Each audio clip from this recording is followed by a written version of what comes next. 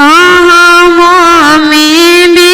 कई जे पापा सगुनी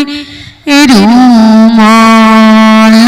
कहाँ में भी कई जे पापा सगुनी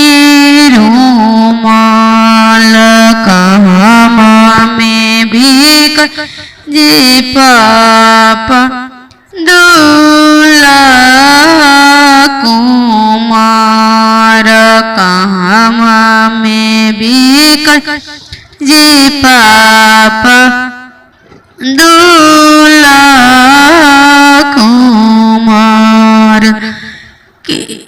गाया में भी कई गे बेटी सागुन रूमाल पटना में भी कई गे बेटी सागुन रूमाल जानो गाँव में भी कई बेटी दूल्हा कुमार जानो गाँव में भी कई गे बेटी दूल्हा कुमार किया काम दे तन जे पापा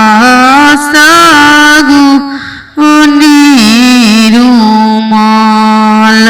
के तना में भी कई जे पापा सागुनी रूमाल के तना में भी कई जे पापा दूल्हा कुमार के तना में भी जी पापा दूल्हा कुमार 10-20 में भी कई गे बेटी सागुनी रूमाल 10-20 में भी कई गे बेटी सागुनी रूमाल 9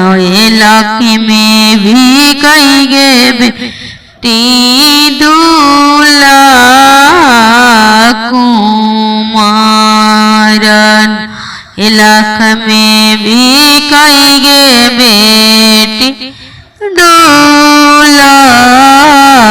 कुमार किया काम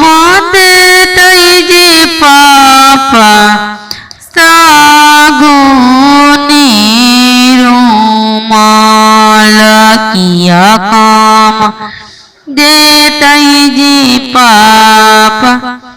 दूल्हा कुमार मोरा पुछला दे तन गे बेटी सागुनी रूमाल जिंदगी निभातन गे